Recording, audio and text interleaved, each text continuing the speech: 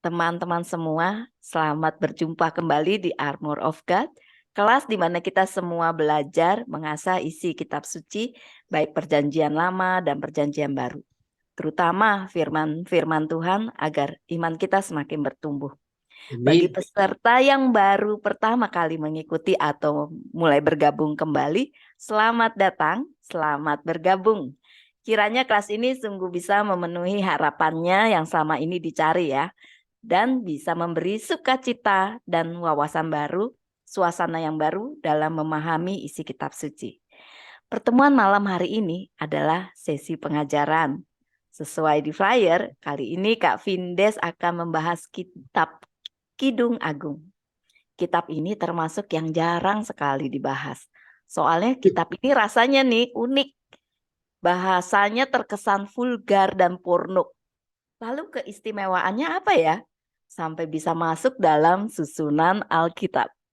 Dan siapa penulisnya? Penasaran kan? Mari kita langsung saja. Mohon Kak Vindes, silakan. Ya, thank you Kak Nina, thank you Bu Nelly untuk doanya. Shalom, suster, ibu bapak semuanya, apa kabar? Semoga sehat ya. Nah, kali ini kita sudah masuk dalam bulan Maret ya, setelah kemarin di bulan Januari dan bulan Februari kita belajar kitab Ezra dan juga ratapan ya. Semoga masih ingat ya, dan jangan lupa catatannya. Kali ini kita akan belajar mengenai kitab Kidung Agung setelah sekian lama ya. Saya coba untuk mempelajari dan menguasainya dulu baru berani mengajarkannya. Ya, setelah berapa lama ya Kanina ya? 2 tahun setengah lebih ya. Ya Bu Eni ya. Nah, sekarang tiba waktunya ya kita sama-sama belajar Kidung Agung. Saya akan coba share screen. Memang tidak semua materinya saya share screen. Ini yang penting-penting karena terkait dengan eh, sejarah dari Kitab Kidung Agung serta etimologinya.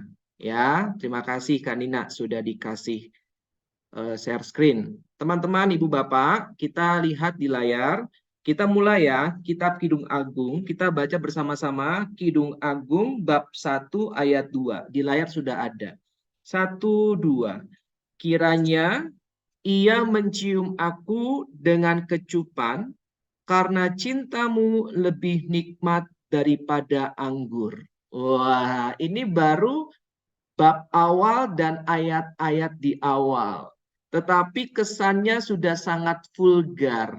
Sudah berbicara mengenai kecupan. Ya kan? Kecupan gitu kan. Lalu dengan kalimat yang sangat menarik, karena cintamu lebih nikmat daripada anggur.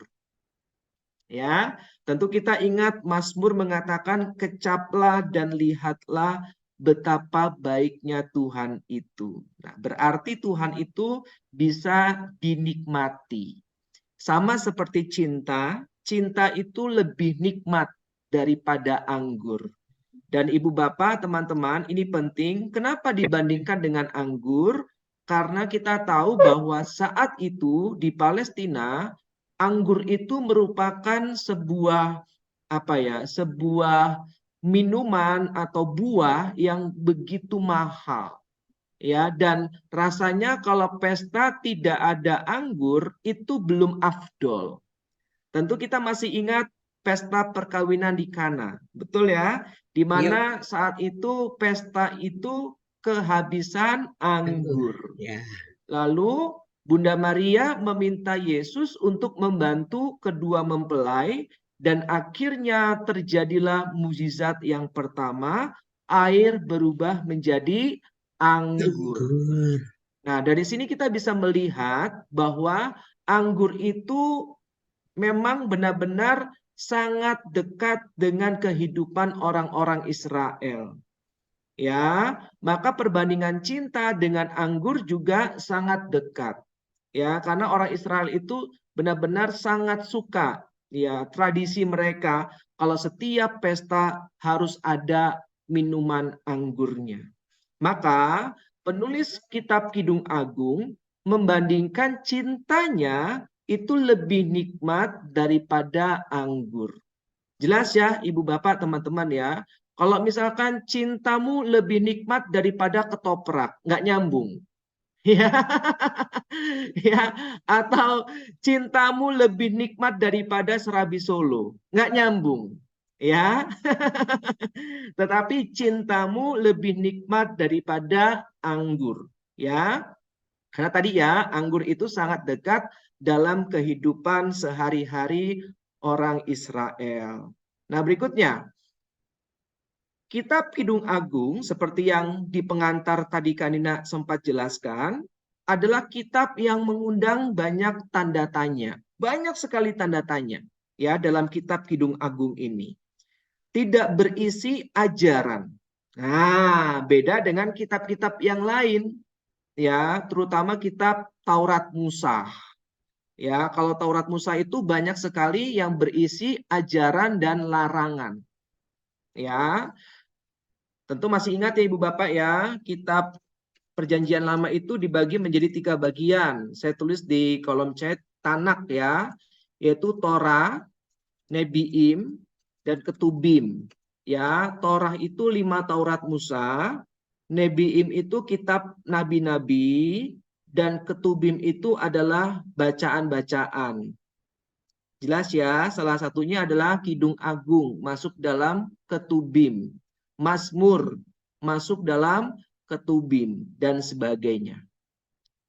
Jelas ya Ibu Bapak ya, jadi tanah itu dari 3 pengelompokan, Torah, Taurat Musa, Nebiim, nabi-nabi, Ketubim, tulisan-tulisan. Oke, nah berbeda dengan kitab-kitab yang lain, Kitab Kidung Agung itu tidak berisi ajaran. Kenapa? Agar pembaca bersikap benar atau agar pembaca teguh dalam iman. Ya, tetapi kenapa? Karena membahas tentang pasangan yang dimabuk asmara. Jadi isinya itu bukan ajaran tentang iman atau pembaca itu dapat bersikap benar akan kepercayaan imannya, tetapi lebih kepada tentang pasangan yang dimabuk asmara. Dan ekspresinya sering terasa vulgar. Nanti kita akan menemukan buah dada, ya kan, dan sebagainya. Lehermu seperti menara Daud, rambutmu seperti bulu domba, ya, dan sebagainya. Nah, ini nama-nama atau istilah dari bahasa Ibrani, Yunani, Latin, Inggris, dan Indonesia. Bahasa aslinya bahasa Ibrani itu Shir Hasirim. Artinya lagu di antara segala lagu.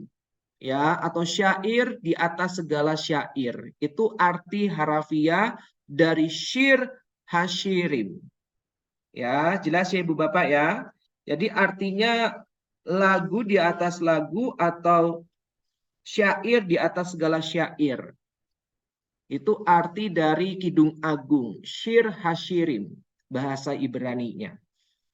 Yang berikutnya, nah ini ya, Kidung Agung itu adalah kitab yang berisi kumpulan lagu cinta. Nah ini tolong dicatat dan diingat, ya di awal tadi sudah dijelaskan tidak berisi ajaran tentang iman atau tentang teologi. Tidak. Ya, tetapi lebih kepada kumpulan lagu cinta. Nah, kalau Ibu Bapak, teman-teman punya lagu-lagu cinta, mungkin bisa dijadikan kitab. Nah, ya, kitab Kidung Nelly misalkan. Ya, dan sebagainya. Bisa, ya, bisa ngaco. Nah, teman-teman, Ibu Bapak, banyak yang mengira bahwa penulis Kidung Agung itu adalah Raja Salomo. Ya, tetapi jawabannya tentu bukan. Ya, diingat ya, banyak yang menilai penulis kitab Kidung Agung adalah Raja Salomo. Tetapi faktanya tidaklah demikian. Kenapa dikira yang nulis Salomo? Karena penyebutan nama Salomo itu cukup banyak dan secara eksplisit. Coba kita buka Kidung Agung bab 1 ayat 1. Langsung dikatakan di sana. Apa? Kidung Agung dari, ayo baca. Kidung Agung dari Salomo. Ya, nah sehingga banyak yang menilai bahwa kitab Kidung Agung ini penulisnya adalah Raja Salomo. Dan ingat Ibu Bapak, para penulis baik Perjanjian Lama dan Perjanjian Baru cukup sering ya mengambil nama seorang tokoh yang cukup terkenal untuk dijadikan nama kitabnya. Kenapa? Untuk menunjukkan kewibawaannya.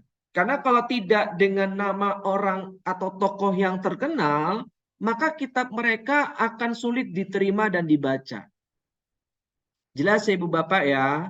Contoh misalkan kitab-kitab yang mengatasnamakan surat Paulus.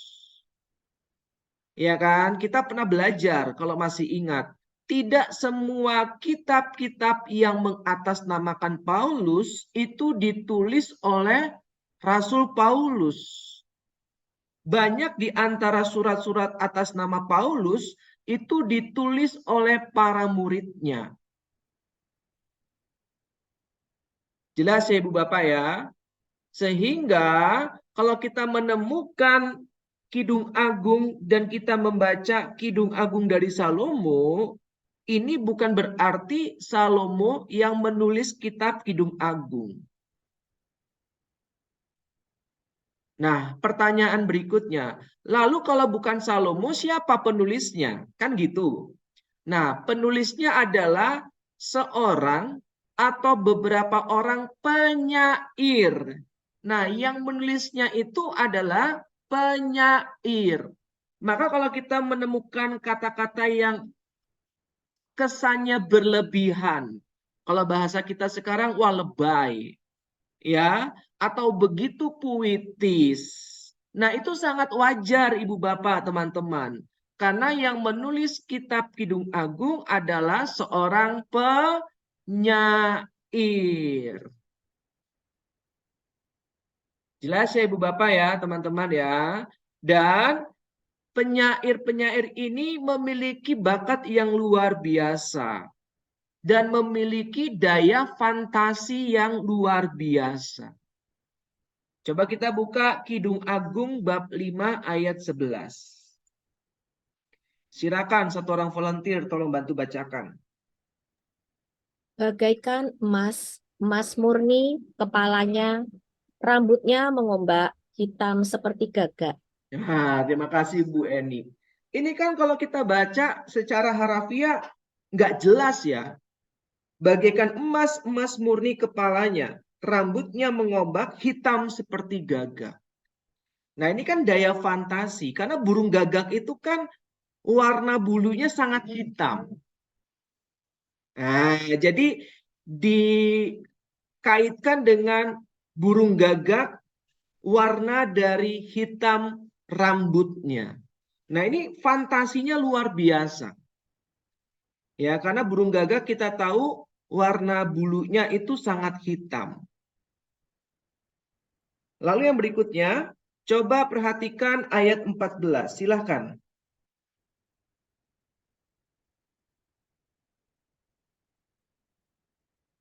Silakan ayat 14.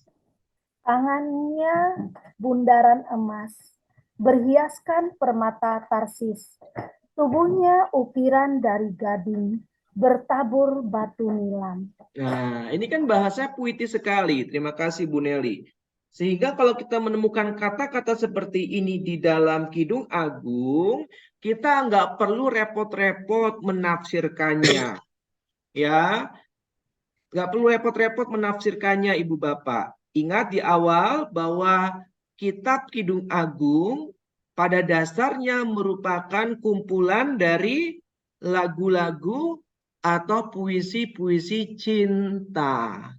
Jadi kalimat-kalimat ini adalah bentuk ekspresi cara menyatakan cinta dari seorang penyair. Seperti lagu Dewa, akulah Arjuna yang mencari cinta. Ya, jangan ditafsir, wah, siapakah Arjuna yang dimaksud? Enggak ke sana, ya. Jelas ya Ibu Bapak ya. Jadi kita tidak sedang belajar kitab yang memuat ajaran-ajaran iman. Ya, tadi di awal ya, tolong diingat ya.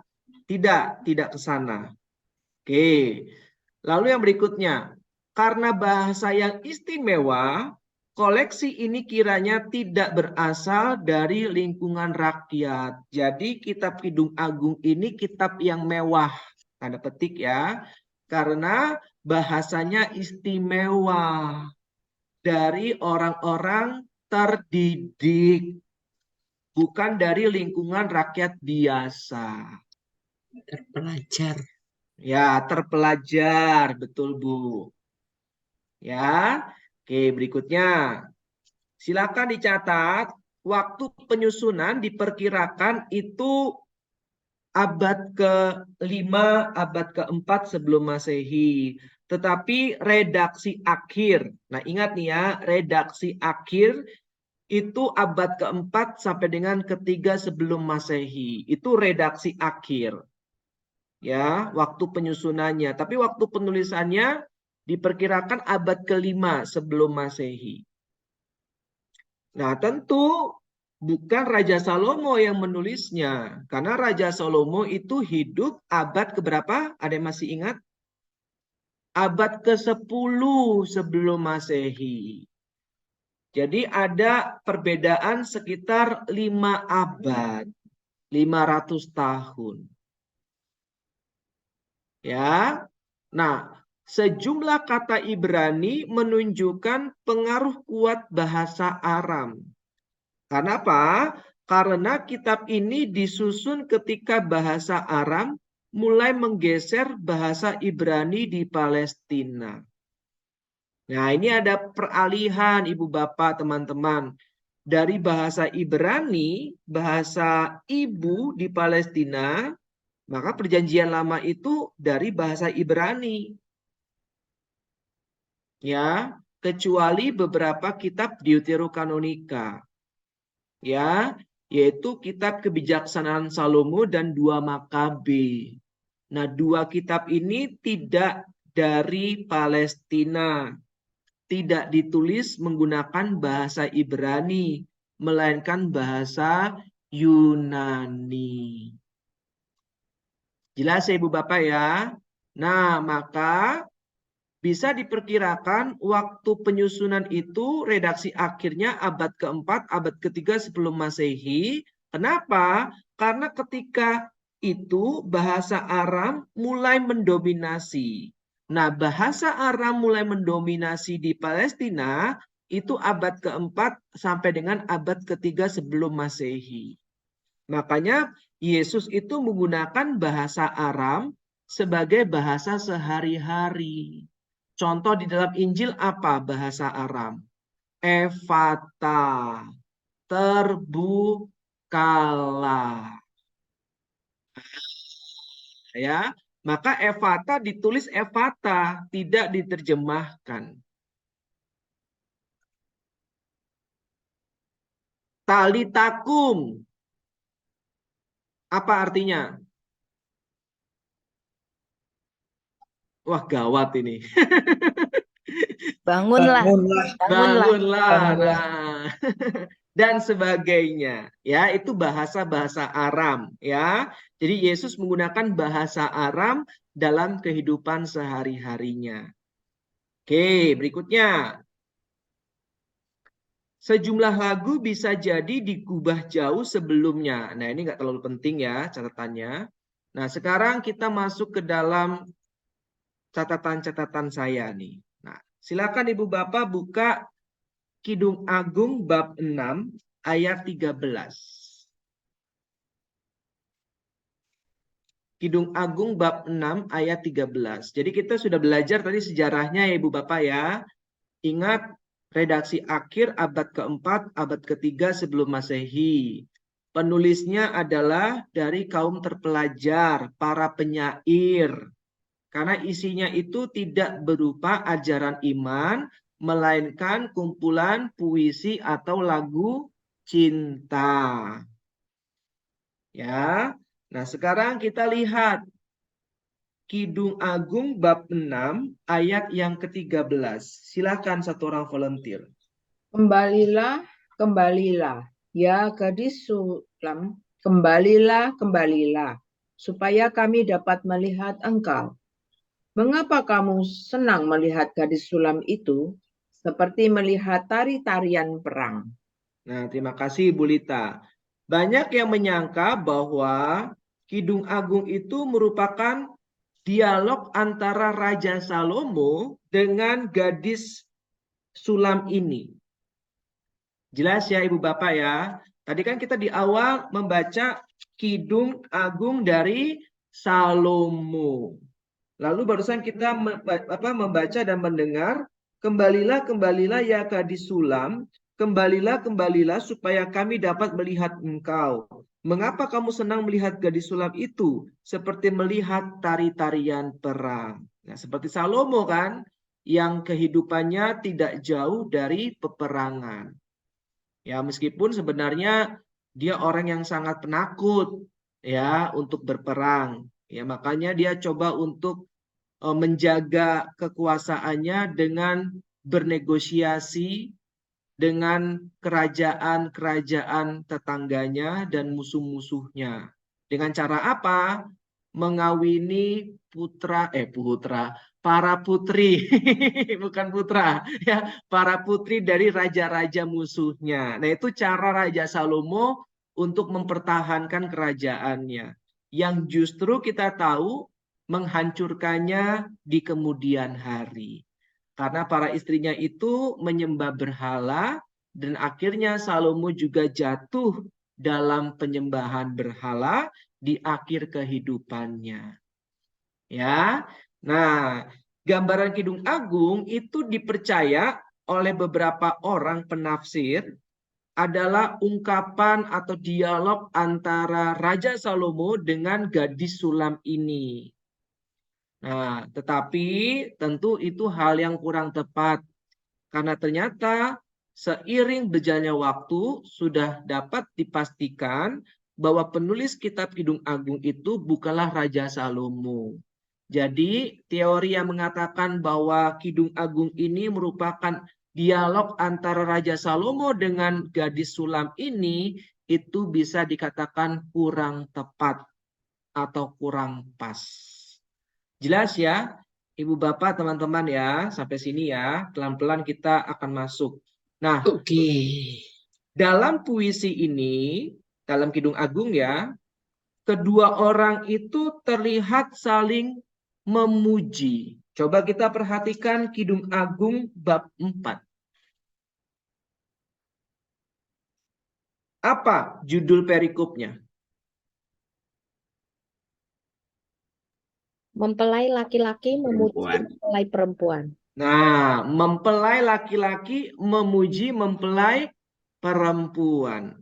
Lalu sekarang coba lihat Kidung Agung bab 5, dimulai dari ayat 9 sampai dengan 16. Mempelai perempuan memuji mempelai laki-laki di hadapan putri-putri Yerusalem. Nah, berarti kedua mempelai saling memuji. Keren ya? Jadi bukan saling menjatuhkan, melainkan saling memuji.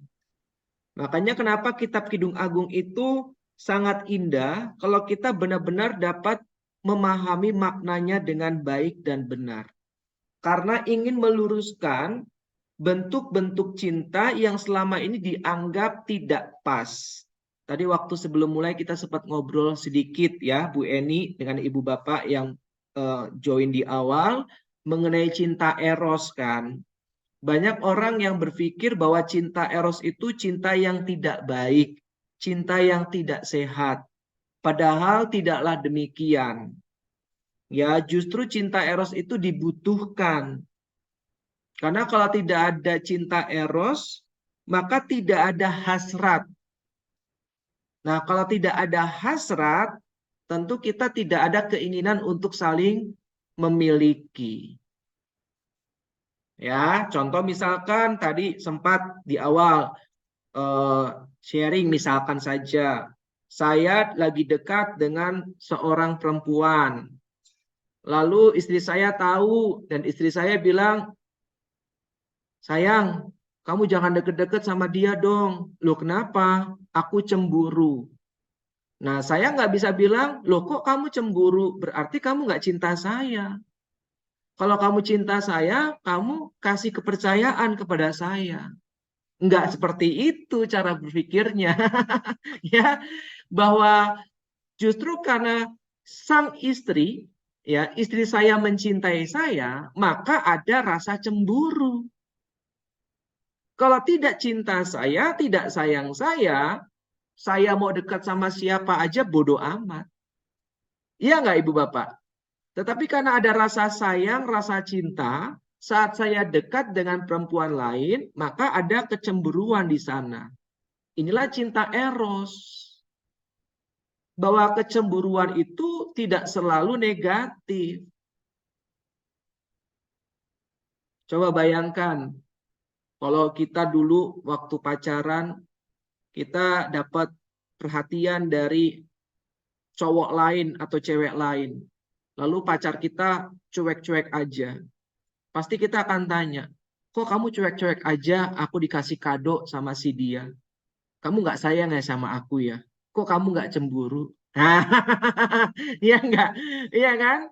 Jadi kalau misalkan kita lagi didekati oleh lawan jenis, lalu pacar kita cuek-cuek aja, justru kita yang merasa aneh. Beneran nggak kamu sayang sama aku? Aku deket sama cowok lain kok kamu biasa aja, nggak cemburu. Jangan-jangan kamu nggak sayang sama aku. Nah itu cinta eros. Ya, maka kalau kita baca Keluaran bab 20 ayat 5, coba satu orang volunteer tolong bantu baca.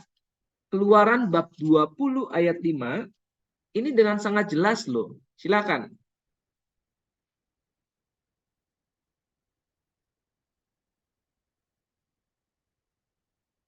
Silakan.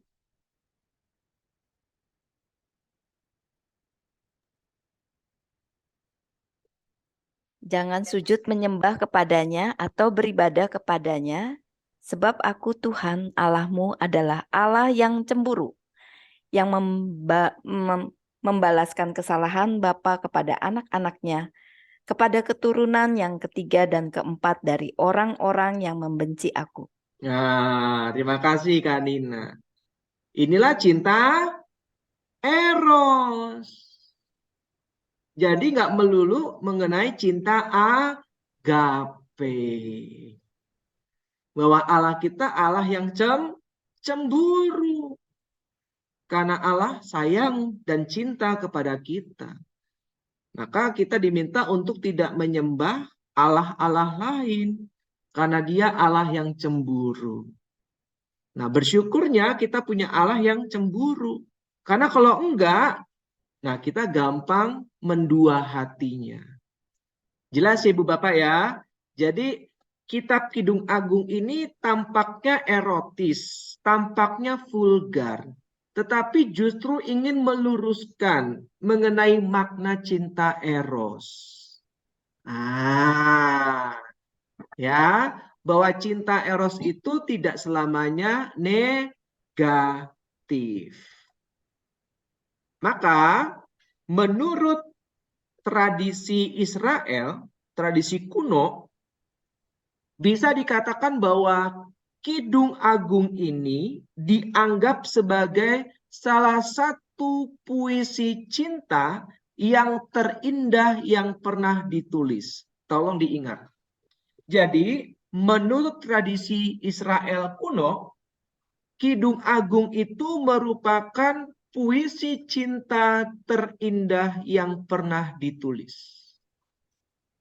Jadi puisi terindah menurut tradisi Israel itu adalah Kidung Agung. Jelas ya Ibu Bapak ya? Puisi terindah. Kenapa? Karena di dalamnya menggambarkan inspirasi mengenai cinta laki-laki dan perempuan yang ideal. Jadi Ibu Bapak dan teman-teman, kalau ada pasangan muda yang mau menikah, disarankan untuk baca kitab Kidung Agung ini. Kenapa? Karena kitab Kidung Agung ini bisa menjadi inspirasi untuk menggambarkan cinta laki-laki dan perempuan yang ideal.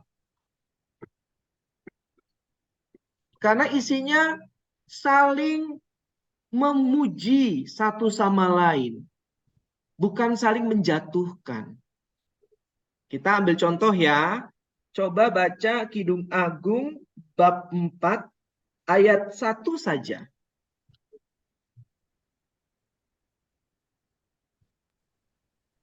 Kidung Agung bab 4 ayat 1. Lihatlah, cantik engkau, manisku, sungguh cantik engkau. Bagaikan merpati matamu di balik telengkungmu. Rambutmu bagaikan kawanan kambing yang bergelombang turun dari pegunungan Gilead. Nah, hati perempuan mana yang tidak berbunga-bunga dikatakan oleh pasangannya, lihatlah, cantik engkau, manisku, sungguh cantik engkau. Asik. Asik. Nah, sekarang coba lihat pujian dari perempuan kepada mempelai prianya. Baca Kidung Agung bab 5 ayat 9 dan 10. Silakan. Engkau mendebarkan hatiku, Dinda, pengantinku. Yang Engkau bab 5 ayat mendebarkan 9 dan 10, hati. Bu. Ya, 9 dan 10 ya. Bab 5 ayat 9 dan 10. Apakah kelebihan kekasihmu daripada kekasih yang lain? Hai jelita di antara wanita. Apakah kelebihan kekasihmu daripada kekasih yang lain? Sehingga kau sumpahi kami begini. Putih bersih, merah cerah kekasihku. Menyolok mata di antara selaksa orang. Nah, artinya gampangnya gini ya, bahwa cowoknya itu lebih ganteng daripada kebanyakan orang. Itu bahasanya kita. Maka dikatakan barusan apa? Menyolok mata di antara selaksa orang. Artinya cowoknya itu paling ganteng. Terganteng. Nah itu. Cuman menggunakan bahasa puitis. Jelas ya Bapak ya. Jadi isinya itu benar-benar saling memuji. Ditanya, apa sih kelebihan pacarmu itu? Jadi jawab, putih orangnya, bersih, dan paling ganteng di antara yang lain.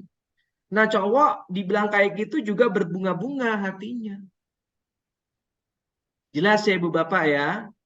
Jadi kitab Kidung Agung itu benar-benar ingin menggambarkan cinta yang benar-benar sangat-sangat relevan, sangat manusiawi.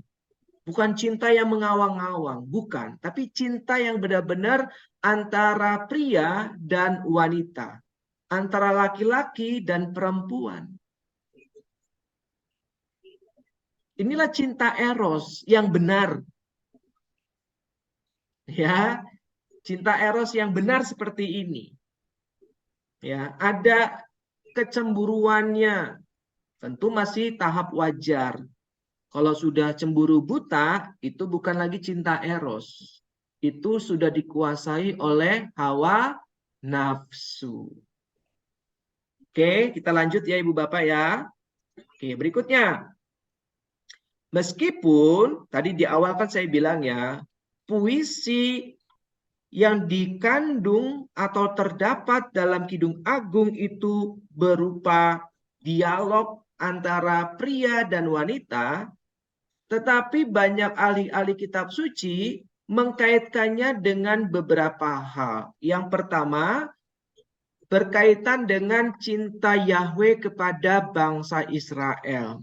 Nah, ini yang disebut dengan tafsir alegoris. Jadi kalau menurut tradisi Israel, mempelai laki-laki itu adalah Yahweh, perempuan itu adalah bangsa Israel. Oke ya.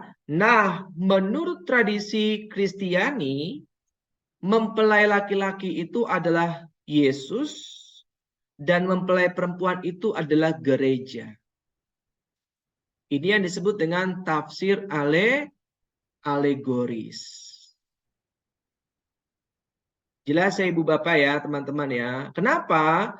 Karena para ahli tafsir ini punya keyakinan bahwa selalu ada makna di balik teks.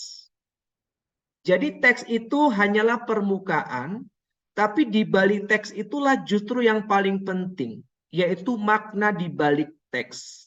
Nah, inilah yang mau digali oleh beberapa ahli tafsir. Contoh misalkan buah dada. Ya, buah dada ini menurut tradisi Israel itu dikaitkan dengan kerajaan utara dan kerajaan selatan. Ya. Jadi ini masih terus menjadi sebuah permenungan. Ya, tentu juga bagi kita sebagai umat Kristiani bahwa Kidung Agung juga bisa dikaitkan erat dengan cinta Kristus kepada gerejanya, yaitu kita.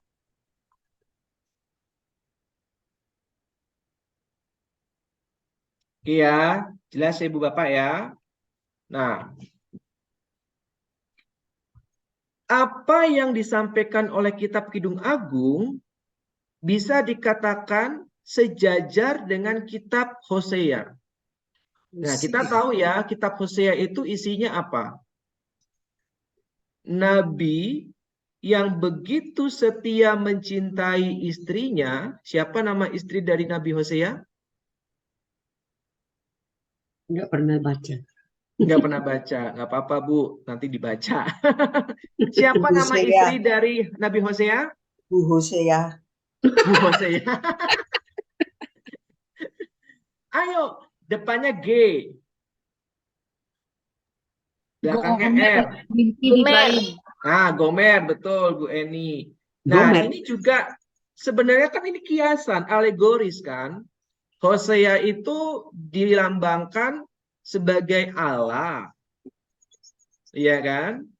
Sedangkan Gomer itu Gomer. iya digambarkan sebagai siapa? Bangsa Israel yang selalu suka selingkuh, hatinya mendua, sama seperti bangsa Israel yang suka menyembah allah-allah lain. Jelas ya Bapak ya? Nah, Hosea itu digambarkan sebagai Yahweh, Allah yang tetap setia terhadap bangsanya.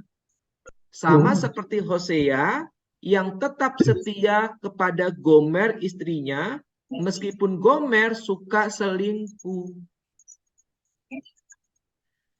Tetapi Kidung Agung itu menggambarkan bukan perselingkuhannya, melainkan cintanya. Betul.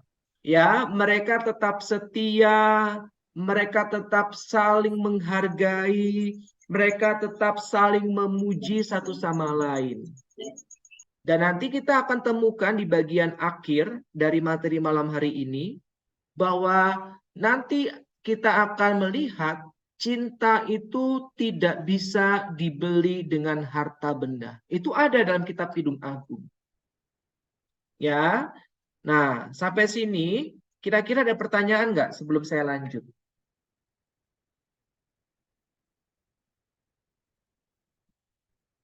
Nggak ada ya?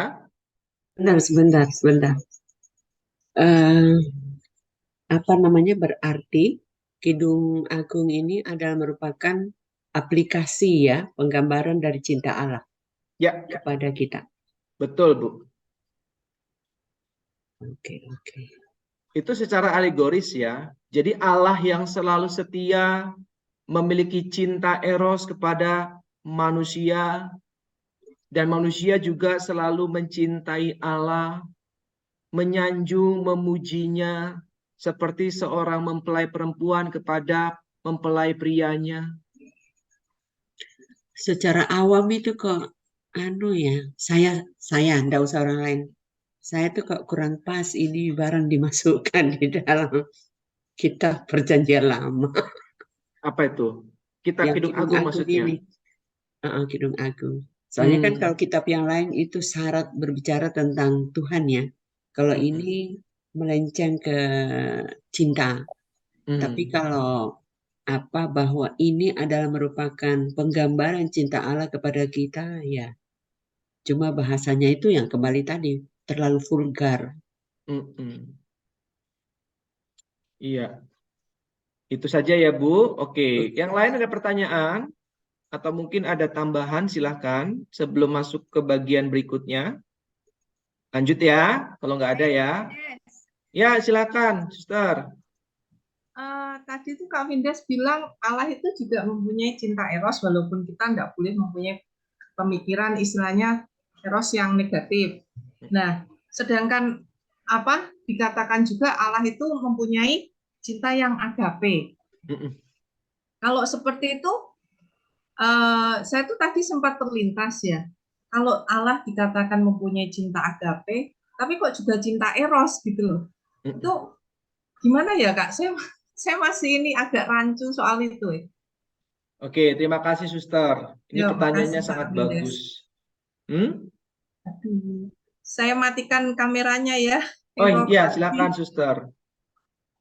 Oke, jadi Suster dan Ibu Bapak, cinta dalam gereja Katolik itu kan pada umumnya dibagi menjadi 3 bagian besar.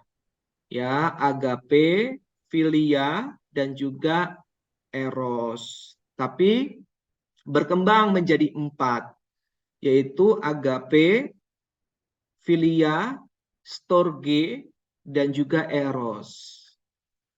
Tapi storge dan filia ini sebenarnya mirip-mirip.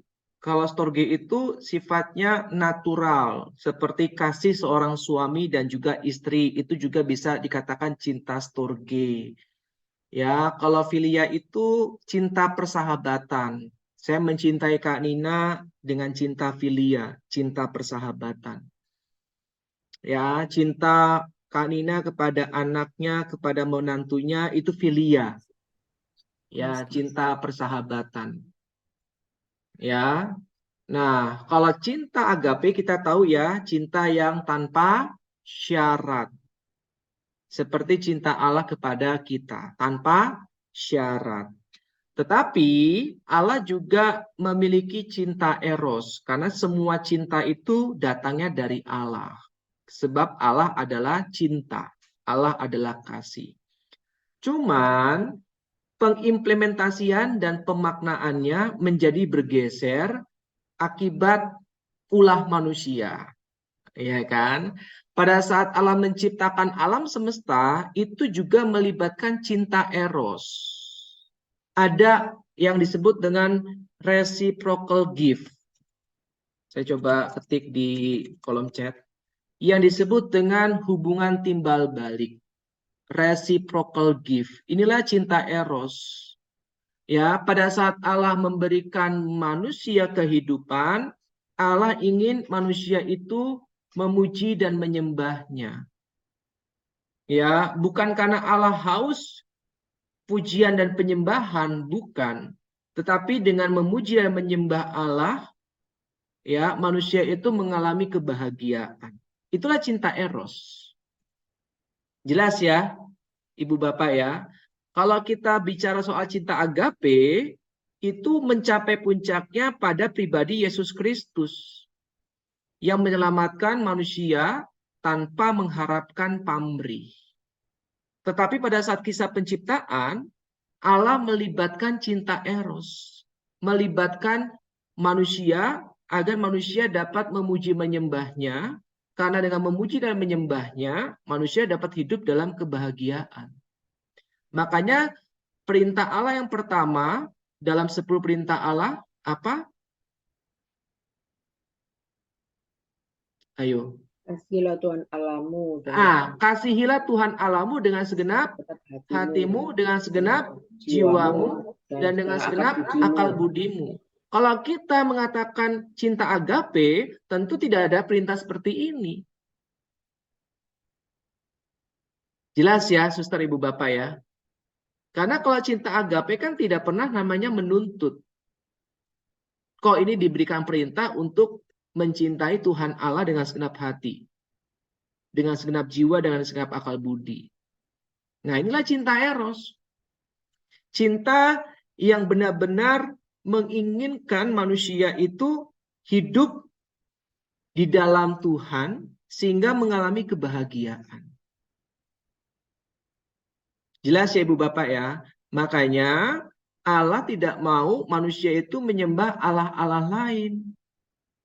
Karena kalau manusia menyembah Allah-Allah lain, maka manusia itu tidak ikut dalam kebahagiaan bersama dengan Bapa di surga. Itulah cinta eros. Jelas ya, suster, ibu, bapak semua ya. Jadi cinta eros itu bukanlah cinta yang negatif. Nah, cuman hasrat Tuhan dengan hasrat manusia kan beda. Ya, hasrat Tuhan itu kan murni, suci, kudus. Tetapi kan manusia itu kecenderungannya berbuat dosa.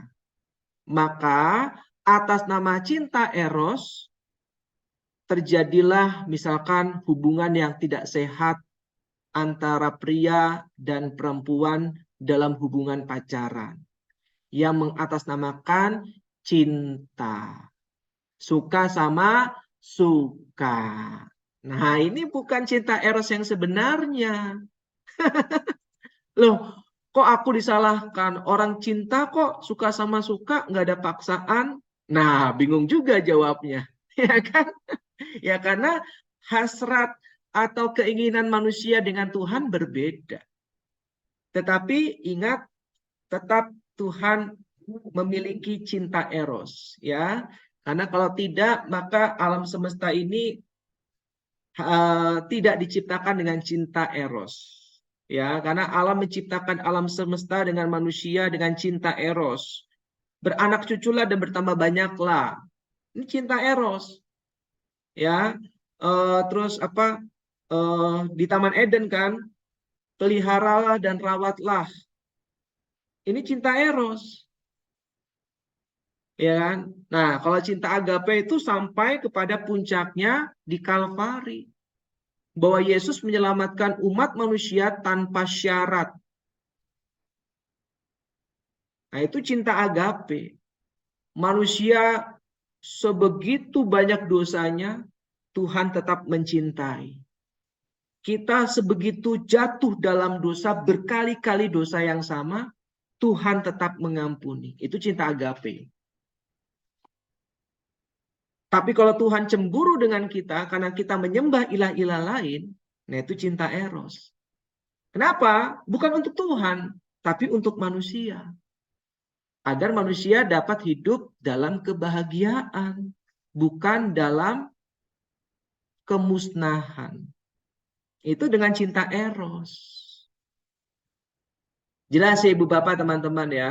Maka kalau ada pertanyaan, kok Tuhan kok mau disembah, mau dipuji, mau dimuliakan? Tuhan macam apa itu? Loh, justru karena Tuhan mencintai kita dengan cinta eros, maka Tuhan mau manusia itu menyembahnya.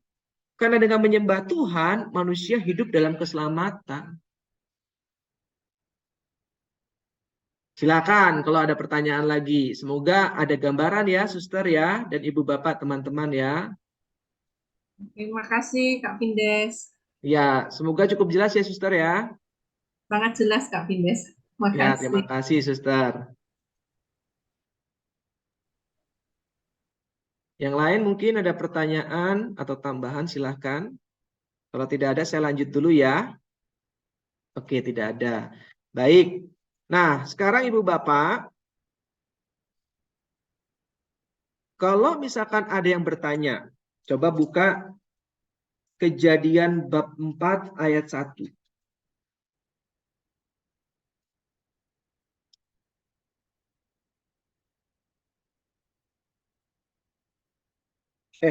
Ayat 17. Sorry. Ayat 17. Kejadian bab 4 ayat 17. Silahkan satu orang volunteer. Kain bersetubuh dengan istrinya dan mengandunglah perempuan itu, lalu melahirkan Henok. Kemudian Kain mendirikan suatu kota dan dinamai kota itu Henok menurut nama anaknya. Nah, terima kasih Bu Lita. Pertanyaan saya, siapakah istri Kain?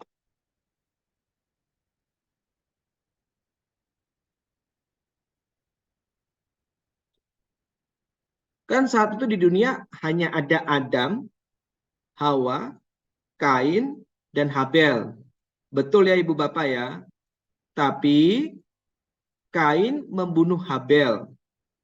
Berarti di dunia saat itu hanya ada Adam, Hawa, dan Kain. Lalu barusan kita baca Kain bersetubuh dengan istrinya. Siapa istrinya? Putri Not. Putri Not. Dari mana Itu. Kak Nina? Di tanah Not di sebelah timur Eden. Tinggalnya di sana. Ayo, siapa istri dari Kain? Nah, ini menjadi pertanyaan yang tidak ada ujungnya kalau kita tidak bisa menjawabnya dengan tepat ya. Nah, Ibu Bapak dan teman-teman, ini penting untuk kita perhatikan. Saya menggunakan pendekatan tafsir teologis biblis ya. Jadi ini pendekatannya ajaran gereja, bukan historis kritis. Nah, kalau menurut ajaran gereja, bisa dikatakan bahwa istri dari Kain ini adalah bisa dikatakan adiknya sendiri. Ya. Loh, kalau kayak gitu incest dong, perkawinan sedarah. Iya. Loh, kok boleh? Ya boleh. Kenapa? Karena perkawinan sedarah itu baru dilarang jauh setelah kehidupan Adam dan Hawa. Jelas ya Ibu Bapak ya? Saya pernah jelaskan berkali-kali bahwa cara kita memahami perjanjian lama, kita gunakan cara berpikir perjanjian lama. Ya, jangan kita gunakan cara berpikir kita sekarang. Nggak bakal ketemu. Saya dengan ibu saya bedanya puluhan tahun. Tapi cara berpikirnya udah sangat jauh. Apalagi kalau kita dengan para penulis perjanjian lama yang bedanya ribuan tahun. Maka kalau misalkan ada perkawinan sedara, saat dulu itu sangat dimaklumi. Nah, terus pertanyaan yang kedua. Loh, kalau gitu ada kemungkinan besar dong kalau anak yang dilahirkan, mohon maaf, cacat.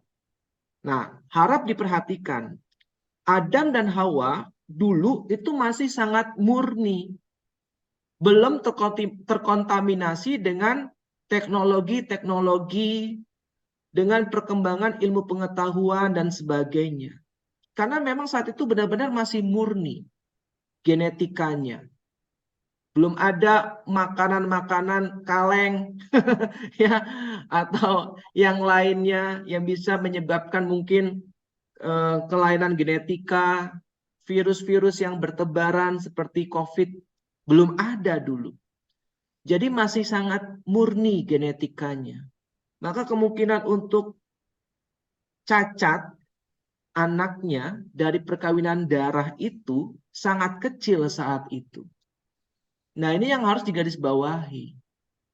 Jelas ya Ibu Bapak teman-teman ya. Nah, ini menurut tafsir teologis biblis. Kalau tafsir historis kritis bisa dikatakan saat itu manusianya nggak cuma mereka bertiga.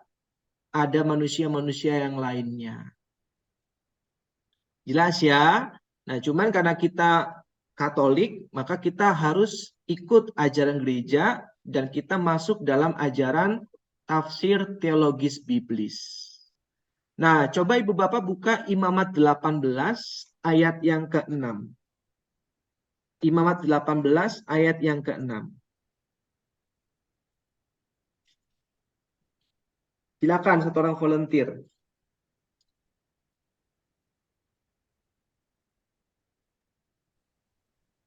Imamat 18 ayat 6. Siapapun di antaramu janganlah menghampiri seorang kerabatnya yang terdekat untuk menyingkapkan auratnya. Akulah Tuhan. Nah, terima kasih, Kak Yunita. Siapapun di antaramu janganlah menghampiri seorang kerabatnya. Inilah awal aturan tidak boleh kawin dengan saudara atau kerabat sedara. Jelas, ini baru ada dalam Imamat 18. Sedangkan kitab Imamat itu ditulis jauh setelah kehidupan Adam, Hawa, dan Kain. Jadi zamannya Adam, Hawa, dan Kain hidup, tidak ada larangan untuk tidak boleh kawin dengan saudaranya. Jelas ya Ibu Bapak ya, teman-teman ya. Jadi kalau misalkan ada yang bertanya seperti itu, ya memang seperti itu. Ya kan jawabannya.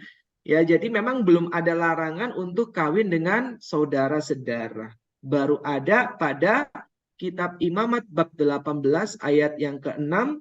Kalau dibaca selanjutnya sampai dengan ayat yang ke-18. Itu ada semua peraturan tentang tidak boleh kawin dengan saudara-saudara. Oke, dan Imamat 20. Silakan dicatat nanti dibaca. Ya. Nah, sekarang kita masuk lagi dalam kitab Kidung Agung.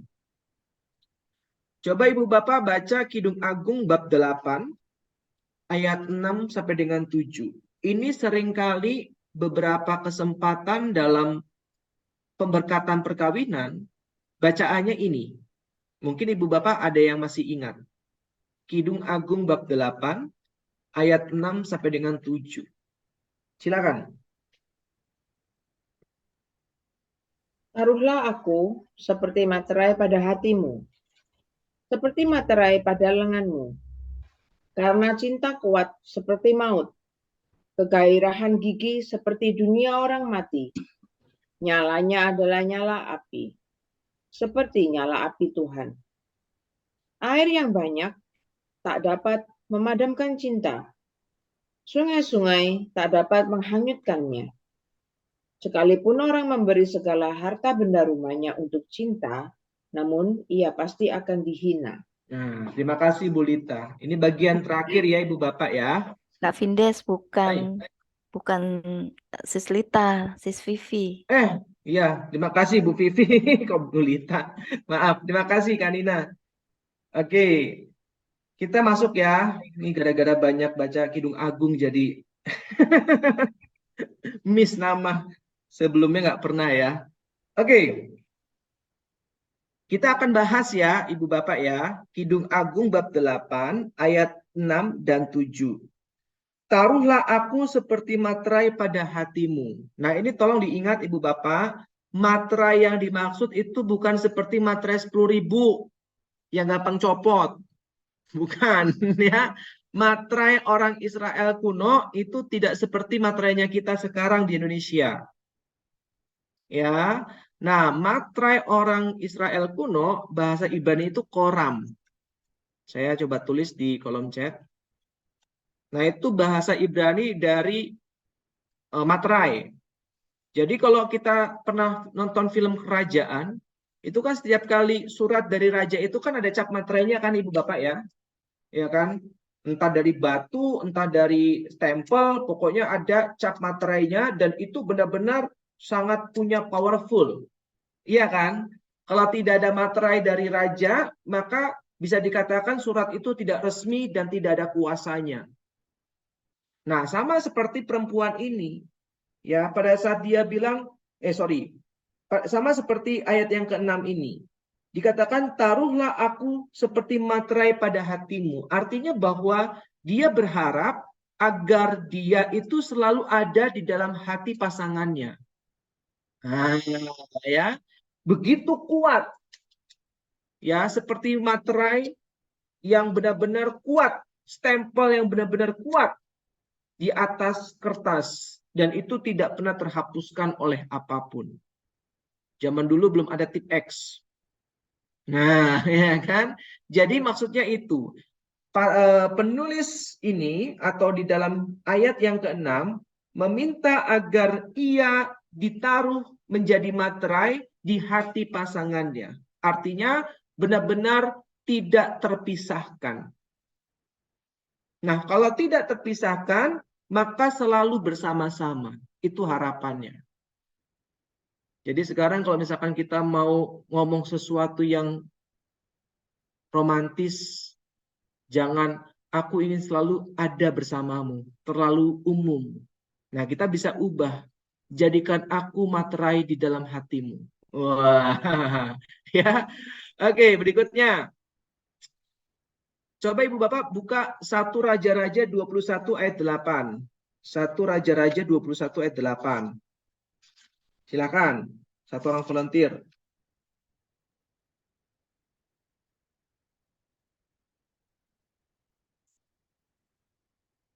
Ini koram tadi ya. Materai tadi. Ulangi Kak, 1 Raja-Raja. 1 Raja-Raja 21 ayat 8 Bu Vivi.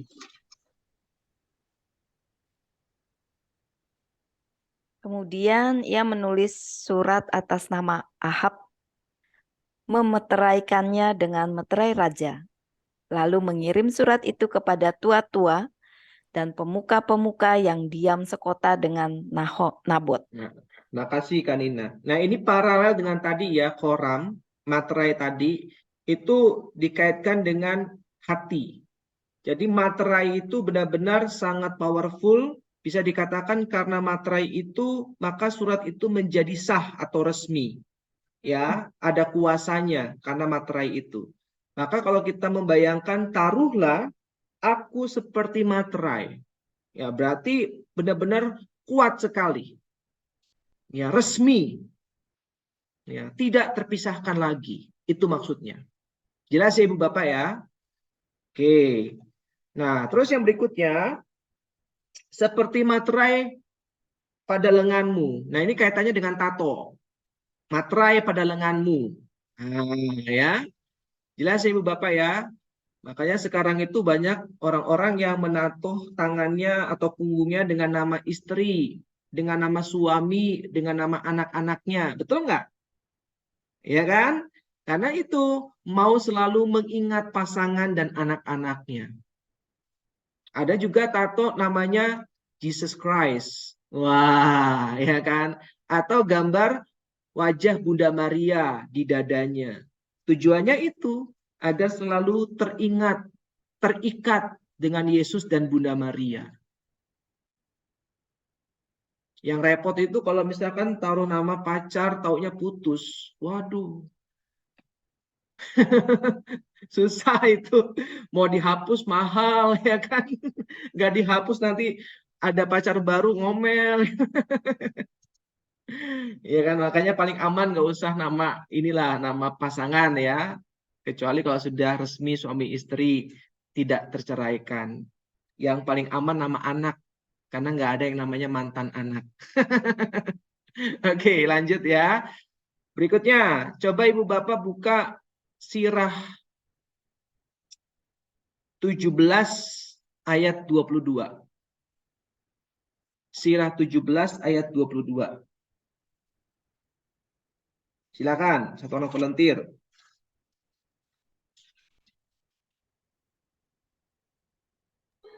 Sirah 17 ayat 22. Seperti cincin meterai, demikian derma seseorang tersimpan pada Tuhan. Dan bagaikan biji matanya dipeliharanya sedekah manusia. Nah, terima kasih Bu Vivi. Kita menemukan lagi kata materai. Seperti cincin materai, demikian derma seorang tersimpan pada Tuhan. Artinya sangat berharga kan, tersimpan pada Tuhan. Ya, dan bagaikan biji mata dipeliharanya sedekah manusia. Jadi perempuan ini di ayat yang ke-6 itu mau menjadi pribadi yang berharga. yang selalu tersimpan di dalam hati pasangannya. Itu maksudnya. Jelas ya Ibu Bapak ya? Tadi ya, Sirah 17 ayat 22. Ya, tersimpan pada Tuhan. Nah, ini konteksnya karena pasangannya, maka tersimpan di dalam hati pasangannya. Nah, itu artinya materai. Oke, berikutnya. Sekarang kita lanjut lagi dalam Kidung Agung bab 8 tadi ya. Masih belum selesai. Nah, sekarang Ibu Bapak perhatikan ayat yang berikutnya. Karena cinta kuat seperti maut, kegairahan gigi seperti dunia orang mati. Nah, Ibu Bapak tolong diingat ya. Dunia orang mati itu kan kita tahu namanya apa? Bahasa Ibraninya Sheol. Ya, betul Bu Vivi. Atau bahasa Yunaninya Hades. Hades, ya. Pinter-pinter. Jadi ingat Ibu Bapak konsepnya nih. Dikatakan karena cinta kuat seperti maut, kegairahan gigi seperti dunia orang mati. Jadi orang-orang yang sudah mati dipercaya berada di Sheol atau Hades itu. Dan tidak akan bisa keluar dari tempat itu. Artinya apa? Artinya ayat 6 ini ingin mengatakan bahwa mereka ingin memiliki cinta yang eksklusif. Itu maksudnya. Ya, cinta yang eksklusif. Ya, hanya mereka berdua saja. Tidak keluar kemana-mana.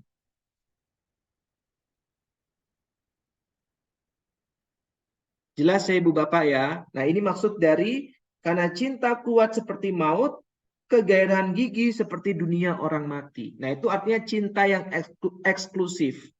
Karena orang-orang di dunia orang mati, di Sheol itu tidak bisa lagi keluar.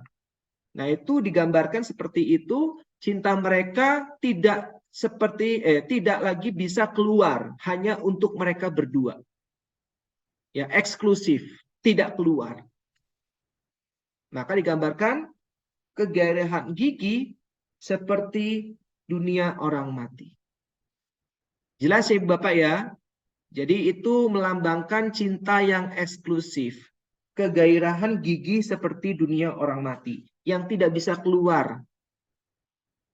Nah, ya. Oke, terakhir. Ayat yang ke-7. Air yang banyak tak dapat memadamkan cinta.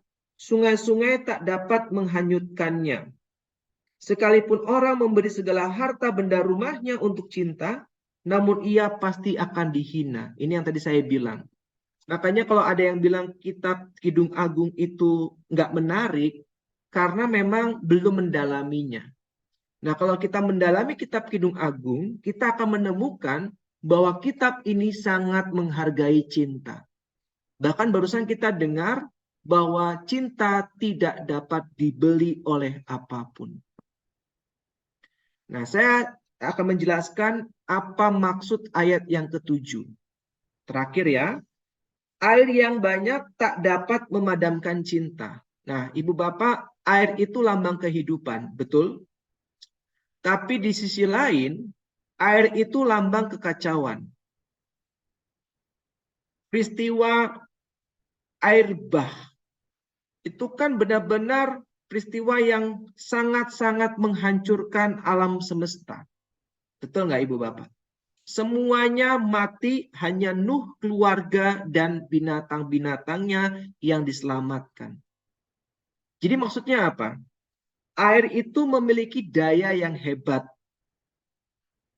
Ya, daya yang menghancurkan juga.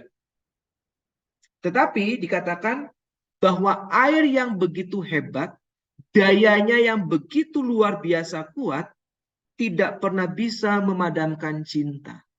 Artinya apa? Artinya cinta memiliki daya ilahi. Nah, itu artinya. Jadi dikatakan air yang banyak tidak dapat memadamkan cinta. Artinya bahwa walaupun air itu sangat hebat, air itu bisa menghancurkan alam semesta dengan peristiwa air bah, tetapi air itu tidak bisa memadamkan cinta. Kenapa? Karena cinta memiliki daya ilahi. Tidak ada satu hal pun yang dapat mengalahkan cinta. Nggak bisa. Tidak ada satu hal pun yang bisa menaklukkan cinta. Termasuk air yang begitu hebat, meluluhlantahkan alam semesta, tidak bisa memadamkan cinta. Karena cinta memiliki daya ilahi. Makanya kita mengenal istilah cinta mengalahkan segalanya. Oke, terakhir. Sekalipun orang memberi segala harta benda rumahnya untuk cinta, namun ia pasti akan dihina. Kenapa? Karena penulis kitab Kidung Agung ingin menunjukkan kepada pembaca bahwa cinta sejati tidak bisa dibeli. Amin. Beda dengan Hosea 3 ayat 2. Coba kita baca Hosea 3 ayat 2.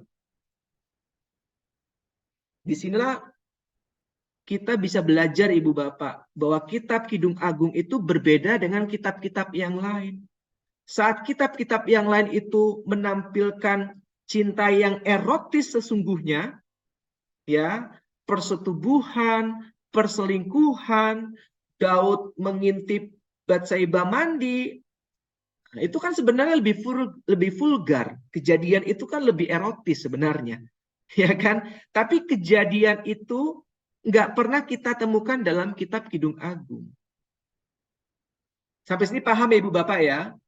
Justru kitab Kidung Agung itu menunjukkan sesuatu yang hakiki, yang benar-benar sangat murni. Cinta yang benar-benar sejati. Ya, coba kita baca Hosea 3 ayat 2. Silakan satu orang volunteer. Lalu aku membeli dia bagiku dengan bayaran 15 shikal perak dan 1,5 homer jelai. Nah, terima kasih Bu Vivi. Bayangkan, coba kalau kita baca ayat yang ke-1. Bu Vivi silakan ayat yang ke-1.